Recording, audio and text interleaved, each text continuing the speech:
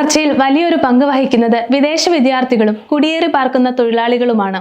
ഇത് പലപ്പോഴും കാനഡയിൽ നിലനിന്നിരുന്ന തൊഴിൽ ക്ഷാമവും സാമ്പത്തിക തകർച്ചയും പരിഹരിക്കുന്നുണ്ട്.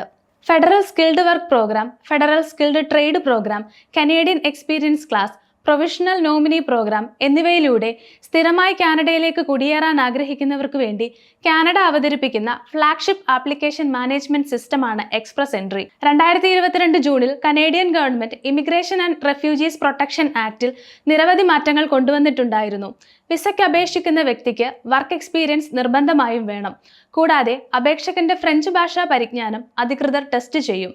2018 മുതൽ 2024 വരെ ഫെഡറൽ സ്കിൽഡ് വർക്ക് പ്രോഗ്രാമിന്റെയും കനേഡിയൻ എക്സ്പീരിയൻസ് ക്ലാസിന്റെയും അടിസ്ഥാനത്തിൽ നിരവധി ഫ്രഞ്ച് സംസാരിക്കുന്ന ആളുകൾക്കാണ് കാനഡ PR നൽകിയത്. കാനഡയിലെ ക്യുബക്കിലാണ് ഏറ്റവും കൂടുതൽ ഫ്രഞ്ച് സംസാരിക്കുന്ന ആളുകളുള്ളത്. കാനഡയുടെ മറ്റു പ്രവിശ്യകളിലായി 48% ഫ്രഞ്ച് അറിയാവുന്ന ആളുകളും താമസിക്കുന്നുണ്ട്. ഇവരെ കൂടാതെ 64% ഫ്രഞ്ച് അറിയാവുന്ന വിദേശ കുടിയേറ്റക്കാർ കൂടി വന്നതോടെ രാജ്യത്തിന്റെ സാമ്പത്തിക വളർച്ച ഉണ്ടായതെന്നാണ് റിപ്പോർട്ടുകൾ പറയുന്നത്.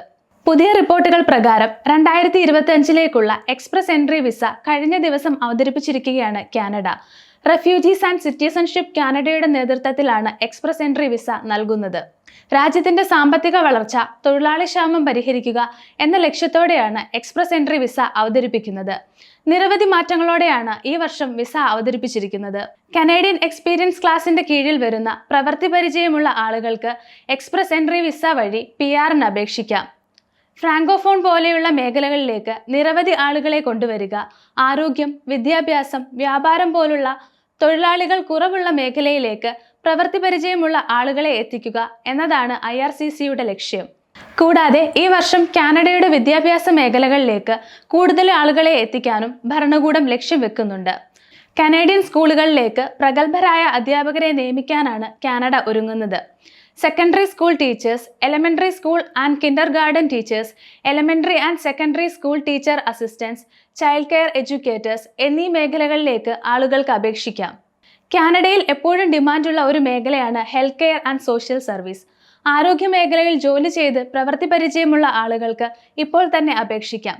Family physician, doctors, nurse, pharmacist, psychologist, dentist എന്നീ മേഖലകളിലേക്കാണ് നിലവിൽ ആപ്ലിക്കേഷൻ സ്വീകരിക്കുന്നത്. ഇവരെ കൂടാതെ സ്കിൽഡ് ലേബേഴ്സിനും ഇപ്പോൾ കാനഡയിൽ മികച്ച അവസരങ്ങളുണ്ട്. കൺസ്ട്രക്ഷൻ, മാനുഫാക്ചറിംഗ് ആൻഡ് ഇൻഡസ്ട്രിയൽ എന്നീ മേഖലയിലേക്കും അപേക്ഷിക്കാം. അതുപോലെ തന്നെ കാനഡയുടെ അഗ്രികൾച്ചർ ആൻഡ് അഗ്രി ഫുഡ് മേഖലകളിലേക്കും കാനഡ തൊഴിലാളികളെ സ്വീകരിക്കുന്നുണ്ട്. എന്തൊക്കെ യോഗ്യതകളാണ് ഈ മേഖലയിലേക്ക് അപേക്ഷിക്കാൻ വേണ്ടതെന്ന് നോക്കാം. ആളുകൾക്ക് ഫ്രഞ്ച് ലാംഗ്വേജ് നിർബന്ധമായും അറിഞ്ഞിരിക്കണം. കൂടാതെ ഏത് മേഖലയിലാണോ നിങ്ങൾ ജോലിക്ക് അപേക്ഷിക്കുന്നത് ആ മേഖലയിൽ നിങ്ങൾക്ക് എക്സ്പീരിയൻസ് ഉണ്ടായിരിക്കണം. എക്സ്പ്രസ് എൻട്രി വിസ അപേക്ഷിക്കാൻ ആഗ്രഹിക്കുന്നവർക്ക് IRCCയുടെ ഒഫീഷ്യൽ വെബ്സൈറ്റ് വഴി അപേക്ഷിക്കാവുന്നതാണ്.